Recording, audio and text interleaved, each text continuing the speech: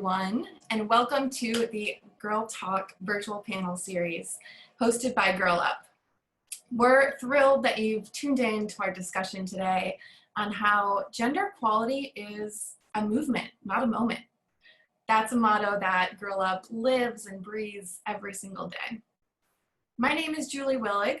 I'll be moderating today's discussion, and I'm the Senior Director at Girl Up, an organization that develops, mobilizes, and activates a powerful generation of change makers who advance gender equality.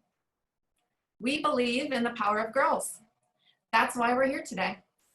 And it's through Girl Up programs and trainings that young people can really tap into their ability to create change in their communities and around the world with our network of more than 3,500 Girl Up clubs in 120 countries. At Girl Up, every single day, we see young people, young change makers, promoting and defending gender equality, starting with their schools and their communities, and reaching all the way up to offices at local, national, and international levels with our decision makers. And in this current global crisis, we need that now, today, more than ever before. Because the reality is these unprecedented times require action and really require unity. This global pandemic affects us all, and it's really imperative that we recognize how the COVID-19 crisis is exacerbating gender inequality, and that we come together as a community to support the most vulnerable among us. Reports from the UN and other trusted sources show us the facts. Girls and women, unfortunately, right now are at higher risk of gender-based violence, of rights abuses as they shelter in place with their abusers. We know that the risks shouldered by the world's nurses predominantly fall on women. And the increase in unpaid care work that comes with this pandemic also disproportionately falls on girls and women and can have long-term impacts on girls' education and in their economic freedom. We also know that there are extreme racial disparities, such as how the pandemic is affecting the Black community in the US, or that we know at-risk groups, such as those with disabilities, immigrant communities, and also those who identify as LGBTQIA are disproportionately affected. So that's a lot, right? There's a lot to unpack right now about the state of gender equality broadly, and also this unprecedented time that we're in. But we know there's optimism, and we know that there's change as well. And that's what we really want to dive into today. So to start that conversation, we are so honored to have a great lineup of guests joining us today to share their perspectives and their insights. Just first, before we introduce our speakers, I want to let you know that we encourage you all to share your questions throughout this discussion. You can click on the Q&A icon at the bottom of your screens, and we'll do our best to get to as many of those questions as we can towards the end of the discussion today. So first, I'm so pleased to welcome Musonda Chikwanda, Girl Up's Regional Manager for Africa, who helps to bring Girl Up programs across the continent and to really engage our Girl Up leaders there. So Musonda, would you give a brief introduction of yourself? Thank you so much, Julie. As Julie mentioned, my name is Musonda Chikwanda, and I'm from Zambia. I'm coordinating to support the work of Girl Up to ensure that young girls on the African continent are empowered and their voices are heard. Wonderful. Thank you so much, Musonda. And now I'm so pleased and excited to transition it over to an incredible duo, over to Maryam and Nivaal Rehman, who are based in Toronto, Canada. And I would love for you both to share a bit about yourselves, but we would also love to hear how you became involved with Girl Up. Yeah, so thank you so much, Julie. My name is Maryam. And my name is Nivaal. And we're twin activists and journalists, and also currently university students based in Toronto, as you mentioned. And we got involved with Girl Up by starting a club in our high school, and we got a chance to become the Canada Coalition leaders and currently are serving as the regional leaders of campus for Central Canada. We're also the co-founders of a nonprofit organization that focuses on taking action for climate justice, gender equality, and inclusivity through storytelling, development, and advocacy projects. Fantastic. I've been such a fan of your work and just so excited to have you with us today.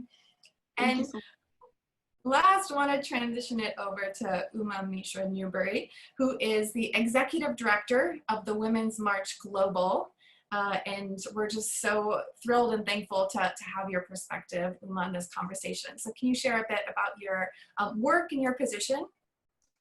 Absolutely. Thank you so much, Julie. And very delighted to participate in this discussion with Girl Up. As you mentioned, I'm the volunteer executive director for Women's March Global, and we are a grassroots movement organization that's based in over 30 countries around the world with over 100 chapters focused on intersectional women's rights organizing and really trying to advance women's human rights everywhere.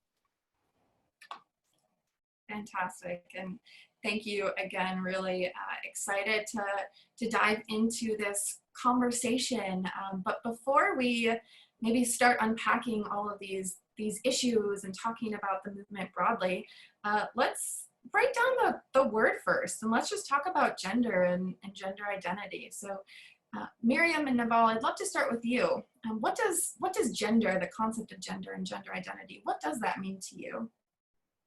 Yeah, so for us, gender and gender identity means like it's something that we're very proud of. Like we've always loved being girls, and just being able to go out into the world and represent girls everywhere and be able to share our story has been something that we've loved doing.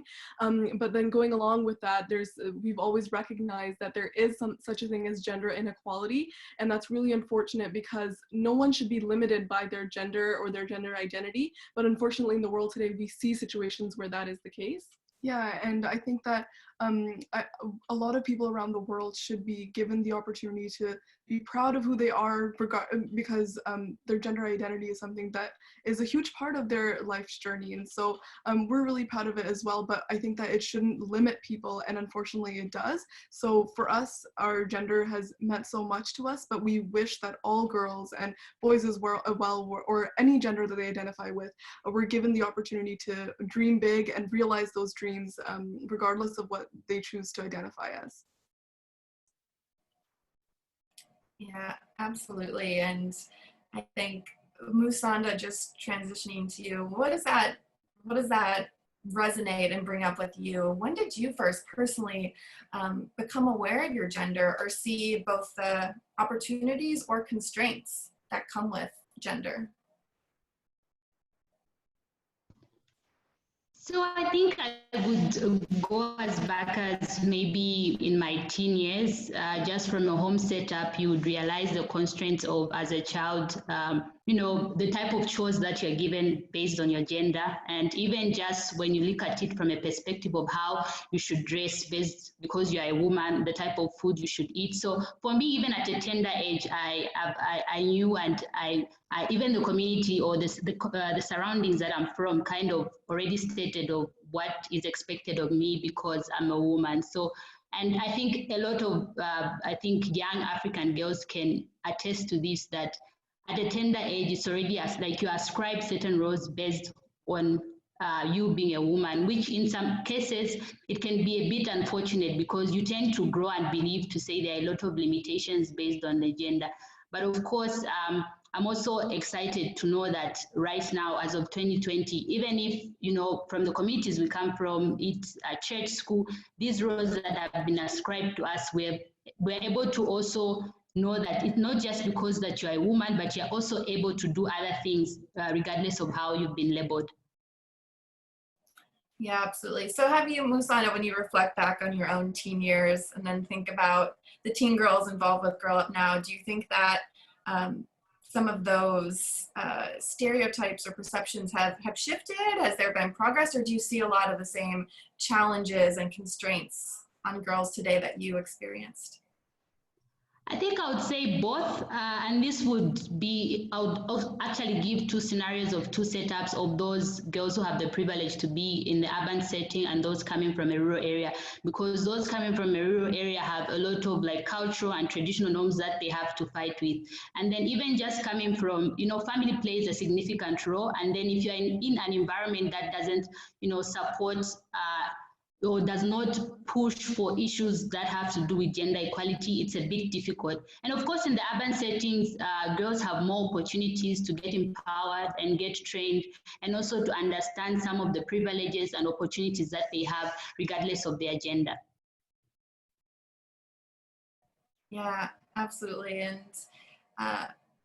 Uma, transitioning it over to you, I'm curious what has come to light, what you're thinking of as you hear these responses. And I understand too, from reading your impressive bio, that you've had pretty extensive variety of experience, from being a teacher to the medical field to a soldier in the US Army. So how has that played a role in your perception of gender and the gender roles that you see assigned to girls and women? Sorry, I just swallowed water down my trachea. I apologize. In terms of gender, it's been it's been interesting for me to witness how gender, which is a social construct, is really applied in different frameworks, whether it be from the military setting to even when I worked in hospitals, to even as a teacher. What we expect and perceive as possible expectations from girls versus when they're learning science versus boys when they're learning science, and what they have the capacity to do. It's, and then even in the military, what are girls capable of? What are women capable of physically? Can we carry that 50 pounds and, on our backs and march, that many miles? So it's definitely been very interesting for me navigating those experiences. I think growing up as a young Indian girl, being raised by Indian parents who themselves were influenced by gender normative constructs, and also influenced by Hindu patriarchal society, which is very dominated by Brahmanical concepts like purity and loyalty and, what honor looks like. It's based on very deep-seated constructs. So it's very difficult to break away from those and then form your own identity as a girl, as a young woman, and find your voice apart from all of that. So it's, it is, gender is a very, I think, overused word without the understanding of the implications that it really carries. And not enough is said about the fact that it is indeed a social construct, and it does influence how we interact, not only with, for example, when we go to stores to buy clothes. I have a 5-year-old daughter. When I go to stores to buy clothes for her, it looks like a unicorn threw up on the girls section, on the girls section, but who decided that she could not wear the clothes that are in the boys section, right? So it seeps into every angle of, what we interact with. And, and so there has to be a deeper understanding of who makes those decisions and how those constructs are formed. Absolutely. You brought up so many great points that we want to dig into further on the social constructs and the messages that we receive from society, whether it's in the clothes in the section that we're shopping for, or from religion or culture or family, etc. So Nivaal and Maryam, on that note, I'd love to hear from you. What messages do you see from society, and what are your perceptions on that? I know you both are filmmakers as well, so on the flip side, you also know about creating messages. Yeah. Mm-hmm. For me, I feel like there's a lot of different ways that gender is perceived around the world, but one thing that is very universal is that inequalities exist globally, but sometimes there's like certain messages that make it appear as if there's a certain type of woman who is oppressed. So for us, it's always been like, people question like, how are you able to do what you're doing by while also being like Muslim women who wear the hijab? Because like I think in the media a lot of the time, women who wear the hijab or who look like us are typically considered like women who are oppressed. But and also people like make assumptions about us being forced to wear what we choose to wear. And I think that people need to go beyond these, I guess these categories that they have, or these perceptions that they have of women. Just like there are women who are oppressed across different cultures, there's also women who have equality or who have opportunity, and your opinions of who is oppressed or who is not oppressed should not be determined simply by looking at in the media. And so what we found is that, like in university, for example, sometimes people assume that we're going to be the quiet ones in class and we're not going to really speak up, but we end up being like the most outspoken ones, and they're like, wow, so and then this question always comes up, like, so are you not like forced to do certain things? Or there's always these questions that come up, and I feel like the way people have certain expectations of us and have put us into a certain mold when they first see us, and that's not always the way that their perception ends up being when they actually hear what we have to say. And I think going off of that, just as much as there are inequalities in the world, like this flip side is something that we've mostly seen, because I feel like we've been in a really we've been really lucky or privileged in the sense that our parents have always been different, even from our our family members. If sometimes,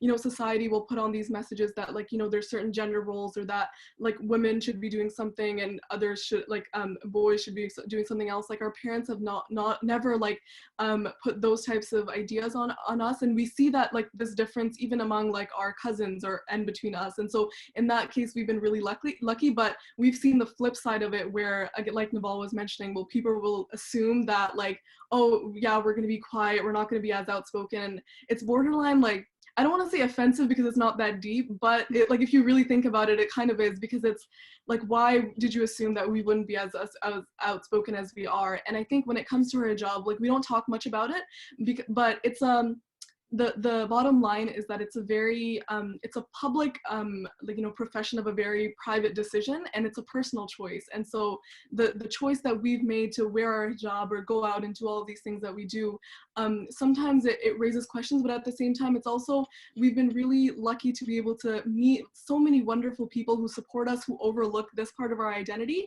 And that's what we want, to come to a point where no matter what culture you're from, no matter what color of your skin is, no matter how you wear your hair, whatever women choose to do, they're able to you know, see equal opportunity and be able to achieve like all these things that they want to, despite what all these other aspects of their identity. And so that's the type of gender equality we want to see.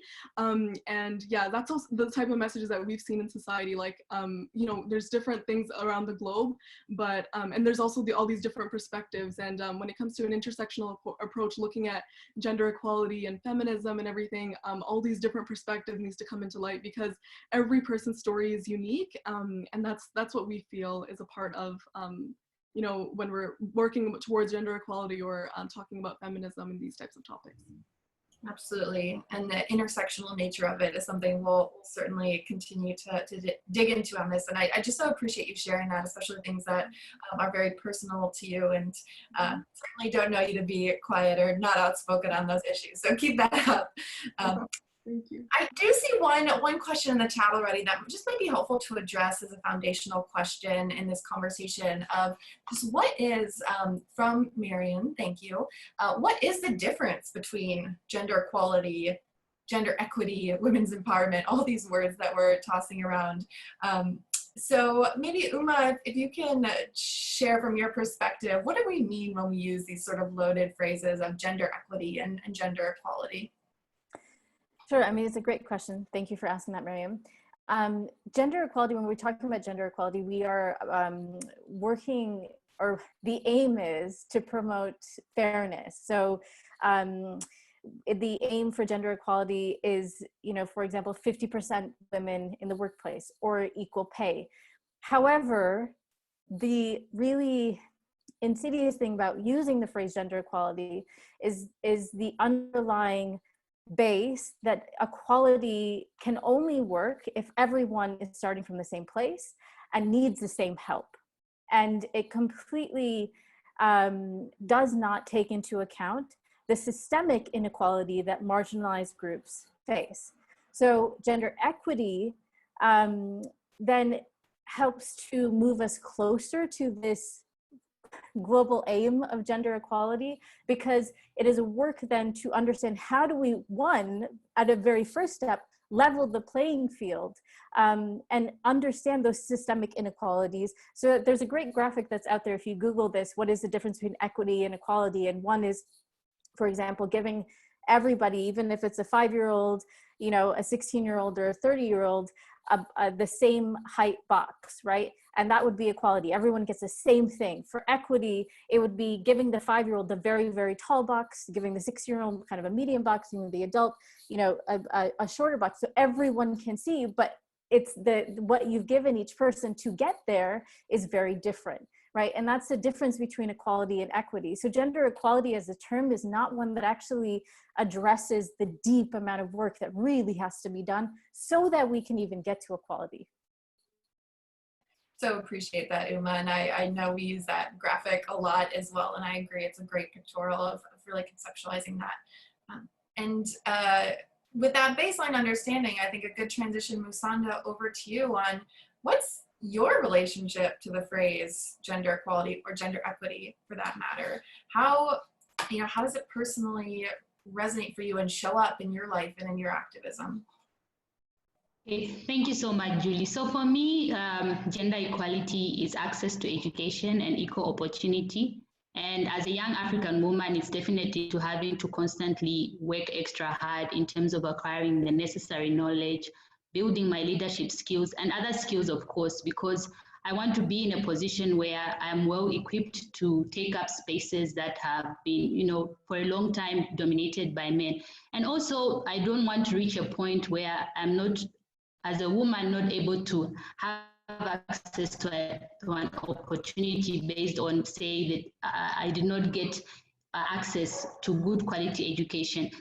In terms of how this reflects in my life and activism, this has been done through the work that we're doing in Africa, in different African countries.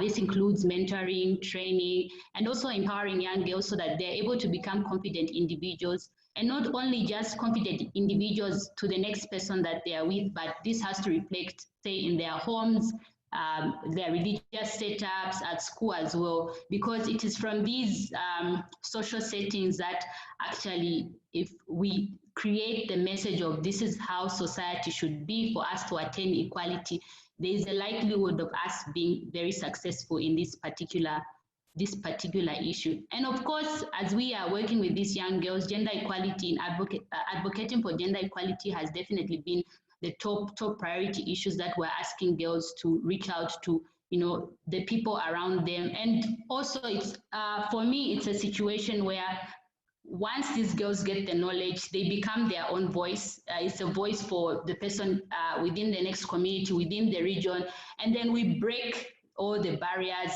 that have existed, say, generations to come on.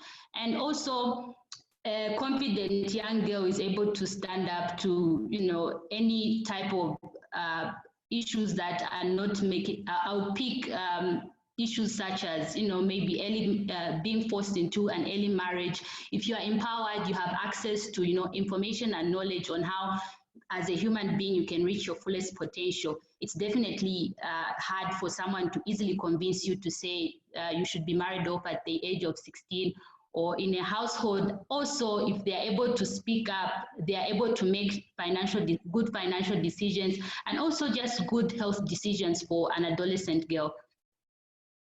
Yeah, absolutely. And Musonda, if I can throw another question at you, a relevant one that I'm seeing from the Q&A as well, is from your perspective, is there a difference between gender equality and human rights?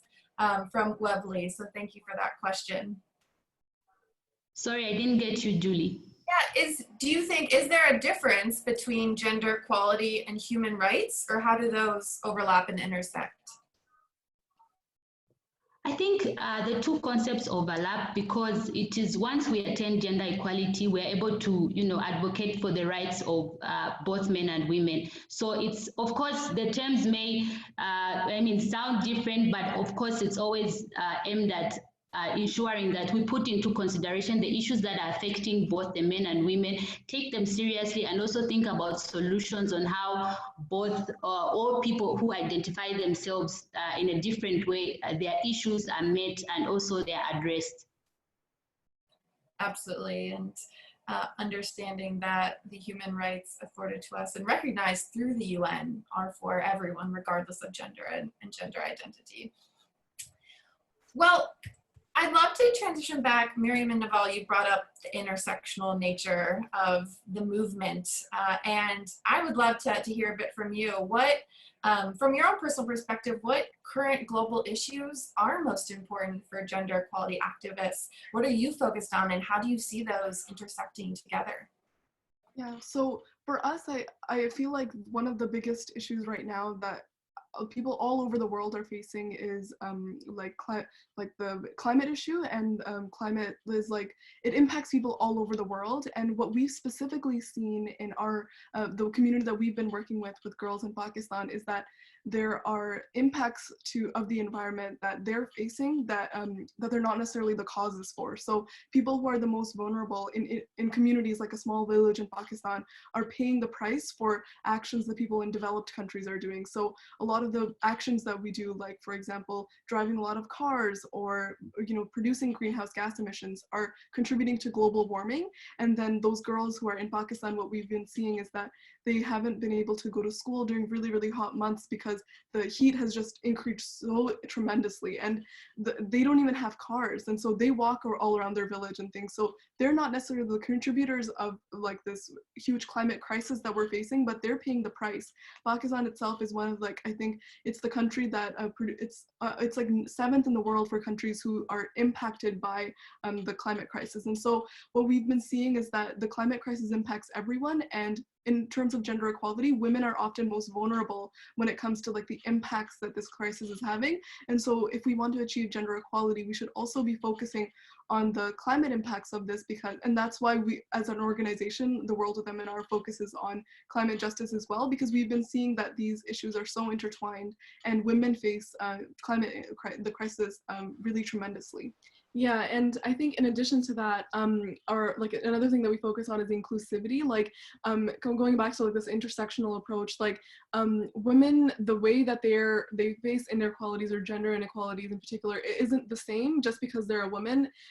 Like a person of color may face it differently from someone who isn't, or someone who lives in a developed country may face gender equalities, like inequalities more differently, or in a different way than someone who is living in a developing country. And so it's just recognizing that and then approaching it from like a local bottom-up approach rather than top-down. Like often when we think about like gender equality and these types of development projects and things, some people will think that it's a process of going in, like us going into community and telling them this is what's best for you and this is how we're going to develop your community or whatever, versus like actually asking people like, what do you need and what are your unique circumstances here, and then how can we focus on development that way. Or like the experiences that women face, like asking them personally about their challenges versus like, like taking what you learn online and then taking action that way. I think what Girl Up does a really good job of is getting girls to be at the forefront of this change and making sure that they are taking action in their own communities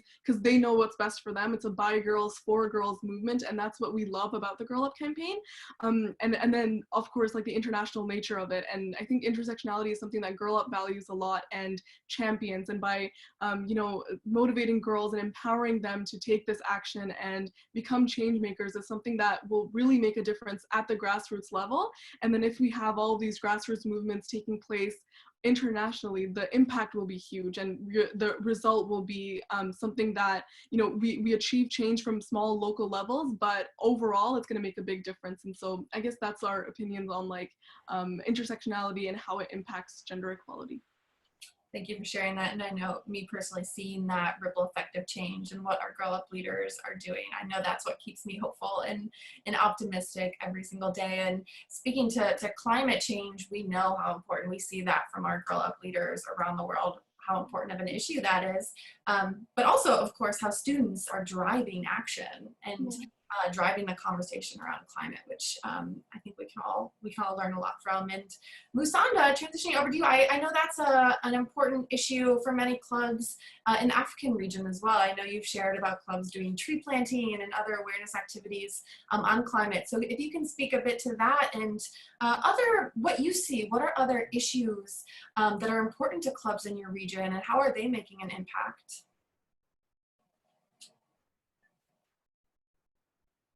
So yeah, Julie, so it's been a great time, especially for 2019, where we saw a number of our girls really becoming champions for climate change. Mainly also just to echo what Nivaal talked about on how climate change has the face of an African, has the face of a woman and a child. And from the clubs that we've been working with, you realize that in a setup where that particular year a household doesn't have enough rainfall, or there's just generally not enough rainfall in a country, you see that the food basket goes down. And even just for the day-to-day livelihood, girls have to go a longer distance to fetch water. This affects, the type of output in their education. And even just in a household where the income is very low, it means that there's a likelihood that those girls will no longer be able to go back to school the next coming term. So as clubs, we're definitely working towards ensuring that we fundraise and cushion the impacts of climate change. And not only that, but also creating awareness for people, to plant more trees, to understand the aspects of the importance of reusing and recycling as well. Of course, these are new concepts, things like recycling, and of course, there have always been arguments of not really relating to the direct impact of climate change on girls and women. And of course, there are also other issues that girls have been advocating for, and access to education is a very important issue. And then also ensuring that creating awareness amongst their peers on some of the declarations that have been made at global, continental level in ensuring that we reach gender equality. Because a lot of information, most young girls and also women as well, and generally the world, do not have a lot of information on what are the policies that have been created for us to reach gender equality. And so our clubs have definitely created awareness. They're serving as young people who are offering checks and balances in their countries, in their regions, and also for non-profit organizations that they are working with. So ideally, for me, some of the issues that our girls have definitely been playing a key role is to ensure that everyone has access to information on how we can actually reach gender equality. Thank you, Musonda, not only for sharing that, but for all the work that you do every day to support our clubs across the continent in channeling that passion and that activism. Uma, I'd love to transition over to you. And as we've been talking about, we know that so many identities and issues intersect with each other. So why do you think it's important not only to be aware of that intersectional nature of the movement, but also to really embrace it as leaders? In terms of intersectionality, there's in my belief, still unfortunately a very topical kind of buzzword that's used within the women's rights space, and it's not deeply embedded enough into policies or the discussions that we really need to have. The reason why an intersectional lens is critical to how we face and organize around women's rights issues is because it helps to inform our understanding of how the politics of gender, race, class, all affect not just us individually, but then also collectively. So when we are looking at, for example, if we're taking a look at women human rights defenders, one of the statements that we've signed on to very recently in regards to COVID-19 are the political prisoners that are in the MENA region. And these are political prisoners that do not have access to a fair trial, do not have freedom of assembly and association rights. And their governments have not been open and transparent in terms of their trial processes. So now with COVID-19, the COVID-19 outbreak, the challenges that they are facing are even more pronounced, and they have less and less avenues to advocate for themselves. But if we just look at this from a gender equality framework, really within the gender equality framework, it doesn't really address this level of complexity when we're looking at women human rights defenders, right? And the same can be said then for marginalized populations like the Roma populations within Europe. Are they actually at the core of a government-based response given it to COVID-19? Are asylum seekers or immigrants housed in the response of how we're addressing COVID-19? And the answer to that, unfortunately, is not in the way that it needs to be done. So from a social justice point of view, we have to look at policy making, we have to look at conversations on women's rights, and also when we're talking about women's rights, trans women's rights as well, and incorporating all of that into how we then tackle the larger framework for women's rights globally. Absolutely, and very much wanted to dig into that as well. So Nivaal and Maryam, would love to hear from you on this as well. What impact are you seeing of the pandemic on your own community, not just for women and girls, but on all communities? And how's that, what's been your response personally, and also what are you seeing around you? Yeah, I feel like our government has been taking a really great stance throughout this process. We've been seeing that they've been stepping up and supporting Canadians whenever they can. We've been seeing really great leadership from Prime Minister Trudeau. And also, I think what's really great is that women are at the forefront of the decision making. So Trudeau has been, doing the press conferences and things, but very much there's like women healthcare professionals and experts who are at the forefront of these conversations. And what we're seeing is that it's amazing to have them leading the discussion and also making a lot of the decisions. So I feel like that's really amazing to see during this time. However, there are certain things that obviously this crisis is having an unprecedented impact on immigrants, for example, or refugees who might not have healthcare access. Canada, we're really lucky here to have universal healthcare, but to people who aren't Canadian citizens, that's really tough. Another thing is that a lot of schools are online now, and universities as well. And while it's great for people who have access to the internet, we recognize that not everyone does. And so for final exams, and even like for the rest of terms for school and high school especially, we've been seeing teachers who are concerned with students who may not have, I guess, proper internet access at home, or may not have like necessarily a really positive space at home where they feel safe and they can be contributing to the schoolwork that's required all online. And so we've been seeing teachers really concerned about that. And there's not much that they can do because the kids have to stay at home, and whether they have internet access or not, they really have to, I guess they have to figure that out right now. And not to mention like women who live in shelters, or who might, people who are homeless. There's so many, I guess, there's so many groups of people who are disproportionately impacted by the negative impacts of this crisis. And while we are encouraging everyone to stay home and stay safe, if those homes aren't places where people are feeling safe, women who face domestic abuse, for example, then what do we do about them, and how are we impacting that? So I feel like there's not enough that's being done to contribute to the well-being of those vulnerable populations, and the government can really work on that. But so far we've been seeing that they have been focusing a lot on so many people, and we really can't complain. But yeah, we would like to see a little bit more action on those areas especially. Yeah, and I think to add to that, like there's also like in our community there are those challenges, and then there's also the people who have to work, they can't afford to stay at home. I think it's a privilege for those of us who can afford to buy food for 3 weeks in advance or whatever, and then stay home. We can we don't have to go to work and things like that, or go to school even. And I think this is something that we're seeing not only in Canada but in the United States. In Pakistan, this is a really big issue.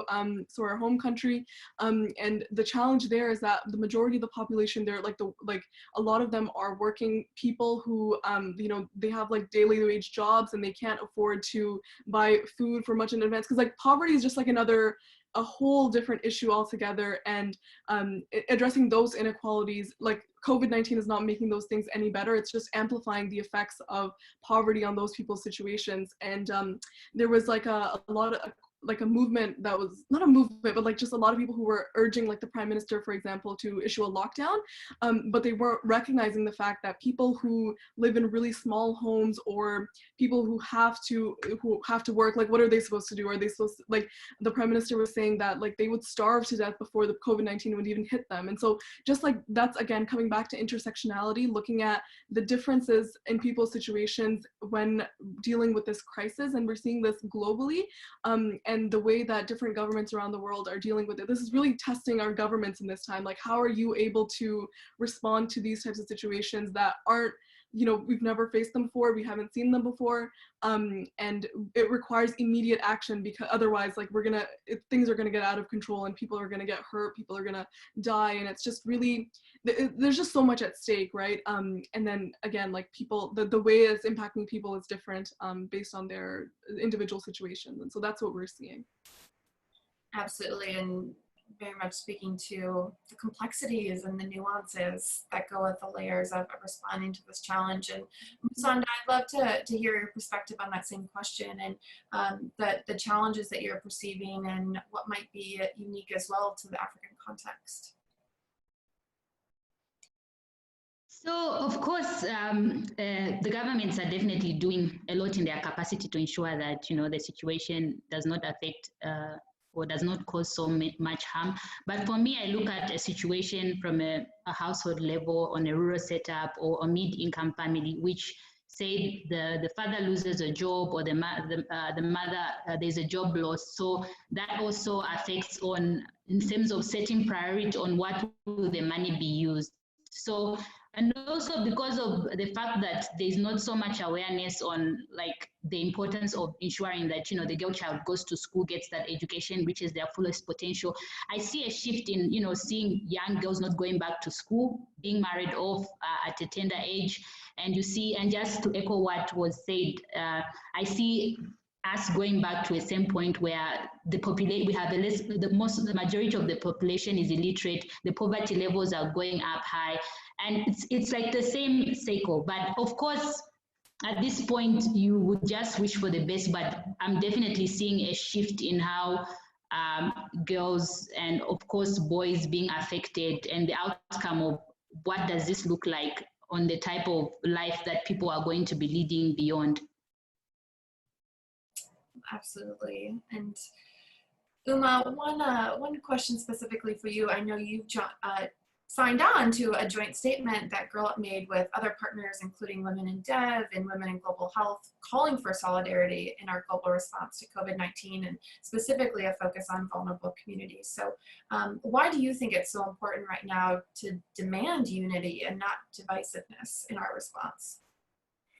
Yeah, I think, you know, what we're seeing from a global context is that where the governments have really taken the time to understand the response that is well and truly needed for, you know, all members of society. They've done this with very deliberate intention, and it really has shown. So, you know, even if you take a look at Germany or the response of New Zealand or other countries, it's from a very kind of place of critical analysis, but also acknowledging the impact that COVID has, and you know, and the fact that this pandemic has spread so quickly. So when we're taking a look at then other countries that, for example, the authoritarian regimes that are not, you know, that are essentially pushing people out into the streets to protest against, you know, stay at home, you know, orders or the quarantines, it's so dangerous. It's dangerous not only to, you know, the people that are out on the streets, but to everybody else because of how fast this pandemic has spread. It is critical that countries unite behind a global response to COVID, because without that, there will be no complete flattening of the curve. We will always see this resurgence, as now happened in Singapore over the weekend. So if there is no global unity behind our response to COVID-19, it is something that we will continue to face and continue to face and continue to face. And it's more important than ever that, especially for those that are living in countries with authoritarian regimes, that they have some sort of space where people are advocating for accountability and for change and for insurance that they are protected as much as possible. Yeah, absolutely. And transitioning a bit to some notes of positivity and optimism before we transition over to question and answer. Maryam and Nivaal, I know you spoke to this a little bit, but I would love to hear from you, and if you can try to explain, maybe in just a sentence or two, but what does an equitable world look like to you? For us, an equitable world looks like a world where people can dream big, but also have the opportunity to realize those dreams. We always encourage people to have these big dreams and pursue whatever they want to, but it's not necessarily possible for everyone, and so sometimes those dreams may be limited. And so for us, an equitable world looks like one where people can have those big dreams, but also have the opportunities to pursue them and have an equitable opportunity to pursue them, in the sense that they are given the tools and resources that are specific to their situation to help them make those dreams of theirs come true. Yeah, I agree. Agreed as well. Musonda, what does an equitable world look like to you? An equitable world is access to education, and not just equal access to education, and not just education, but quality education, because I think that sets a balance on the type of opportunity that we all receive. And of course, I always like to use the simplest example of how if a person who gets an education under a tree and someone who gets an education in a lab, a laboratory, they see the computer, it sort of stimulates their mind in understanding that this is a type of career path that I should take up in, and also just understand the available opportunities. So for me, quality education, which then it also entails that, you know, both men and women are able to take up spaces that have previously been dominated by another gender. Thank you for sharing that. And Uma, slightly different question for you, but I absolutely loved the quote by Alice Walker that you include in your bio. So I'd love for you to share that quote with the audience, and why has it become your personal motto? Yeah, so the quote is by Alice Walker's, "Activism is a rent I pay for living on this planet." And you know, it's so critical. The gains that we are all experiencing, our right to vote, the freedom to be able to go to school, the rights that we have as women are because of our foremothers, our grandmothers, our great-grandmothers, all of the activism that has come before us, all of the activism that has been led by Black women, by brown women, you know, by so many marginalized communities. And especially when we are seeing that our children are inheriting you know, the effects of disastrous climate policies, and the fact that gender equality, you know, I think the UN just reported that gender equality will still not be achieved in my lifetime. It'll take close to 200 some years. This is outrageous, and it should be outrageous to everybody. We have a duty not only to ourselves, but to collectively, to our collective humanity, to ensure that we are all doing whatever we can do. And it can be a tiny, tiny thing. Even the signing of a petition is key to ensure that we are moving towards this collectively shared responsibility for what humanity should be like and what it should look like. And so for me, you know, it is a critical part of who I am. I am an activist because I cannot be anything else if I am to raise a child in a world where I know that she will be safe and supported and have access to things that I did not have access to. Absolutely. And on that note, we want to open it up and transition it over to some of the great questions that we're seeing come in.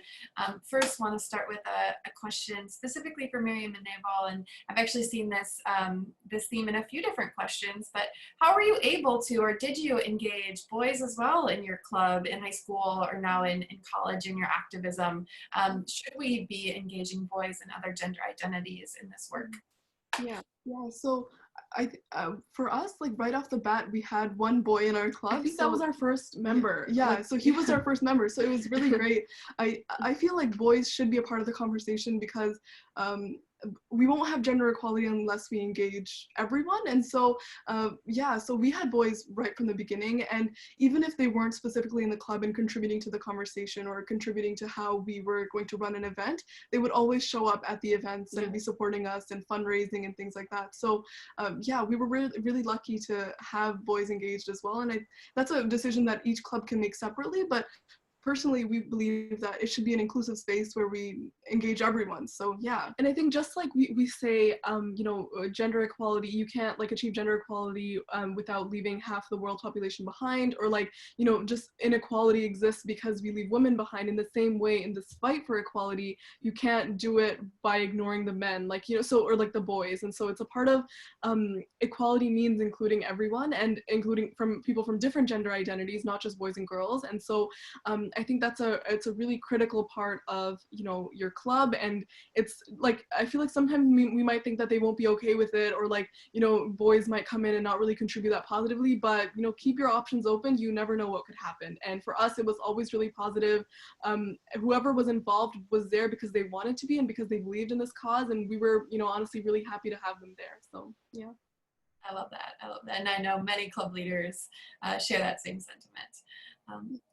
Uma, I see a question for you, and again, this is one that's the theme has been in a few different questions. It's from Alina, a Girl Up Club member, and she says, as a young Indian girl, how can we teach people, particularly in India and otherwhere around the world, about gender as the country itself is built on tradition and values from the past? And I see that in a few different questions with cultural norms and deep-rooted cultures. So how do we begin to address that?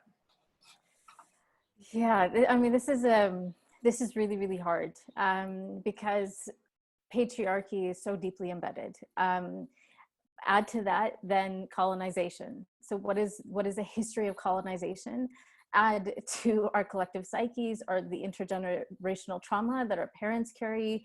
You know, if you are from India or Pakistan or Kashmir, you understand then the partition and what that did to our parents' psyche, collective psyche as well. There's a lot of trauma that our society collectively carries. So to unpack that and to decolonize our own minds so that we can not only, one, understand how colonization has informed how we show up and how we talk and what power looks like and who has it and who we're willing to give it to, but then secondly, what white cis heteronormative patriarchy looks like and how that is deeply embedded in all of our, you know, collective selves, and how we need to unpack all of that. It takes a lot of work. And so what I see in this, the only forward movement that I see is through dedicated, you know, kind of, even if it's kind of like you have to lift up your leg forcefully and push it forward out of the mud, these deliberate steps to break those chains. And sometimes they are very painful. Sometimes that means that you have those conversations that are very hard. Sometimes those conversations are not going to be well received because, again, you're up against a deeply embedded narrative that has existed for such a long time. So I think the one thing to remember in all of this is kindness for yourself, because you know your truth and you know where you were coming from in all of this, and understand that as well, there has to be kindness for others. They're not going to be where you are. They have a very different lived experience than you do. That does not mean that their lived experience has to be your lived experience, you know? So it is progress within this context takes a long time, and it is such an individual process, unfortunately. But the great thing is that there are so many amazing girls and women in India that are pushing this conversation and this narrative forward. Yeah, absolutely. And I see another related question on not just culture, but what about older generations who maybe have a different perception and ideals? So Musonda, do you have any thoughts on how we engage those outside of our generation as well and have a really multi-generational approach to this? So, I mean, I would definitely agree. It's a little bit hard to convince your 80-year-old grandmother and actually decode and explain what gender equality looks like, because for them it's a different perspective. You would you know, you are subject to being thought as a, you know, a disobedient young lady there, trying maybe to bring in Western cultural norms and forgoing your norms. So of course it's not easy, but it's definitely always finding you know, people in the same age group who sort of would reach out to them and kind of find better ways and terms which they can relate to, and also explaining the benefits and also the impact of how or what really gender equality is. Because I think there's a mix of having to, it's difficult to kind of transition and explain what gender equality is without making it look like you're shying away from the cultural and traditional norms and seeming as a young, disrespectful a young lady or young man who's trying to shy away from tradition. So, but there's always definitely a halfway point of having to find other older people, or of course explaining it in a much simpler and much better way that can help them understand. Thanks for sharing that. And I think we all probably know of personal experiences or conversations where that maybe has been tough to have those conversations as well. I know we probably just have time for one or two more questions, and I'm seeing a few here, including from Alina, on the word feminism, which I don't think we've used yet. So I'll open it up to whoever wants to respond, but what's your view of the word feminism, and is feminism and gender equality the same thing? We can go. I think for us, feminism is all about, again, giving girls equal opportunities to achieve whatever their dreams are. We've seen it in so many places around the world, but also I feel like in Pakistan specifically, people might have like a different perception of feminism, but we've seen that even if you don't label yourself as a feminist, our definition of feminism is everywhere in the country. And so when we were working on our documentary last year for girls' education and highlighting the work of amazing people around the world, around the world, but also who are based in Pakistan and are working on this cause, we saw that they're embodying what feminism means to us, like giving girls those opportunities to achieve their dreams and go to school. There's so many amazing examples of that. So for us, feminism and being a feminist is about working towards giving girls opportunities and women opportunities to succeed and make their dreams come true and get those opportunities to achieve their goals as well. And I think on the question of whether feminism and gender equality is the same thing, I think they overlap, but the gender equality is what we're striving to achieve, and I think feminism is one of the ways through which we do it, like a feminist movement or like feminist ideologies. And we see all of this in, like, we're studying like sociology and stuff like that now, so like a feminist theoretical framework and how we use that to approach research and those types of things. So it's more of like the way through which we are achieving gender equality as a whole, I think. But yeah, don't take our word for it because we're not experts. Yeah. Thanks for sharing that. And I know we're just about to close out, but Musonda, you might be able to help with this. I'm seeing a few different questions on how people from around the world, say from Bangalore, India, someone from Egypt, how they can contribute and volunteer, how they can grow their Girl Up Club. So Musonda, what would you say to them?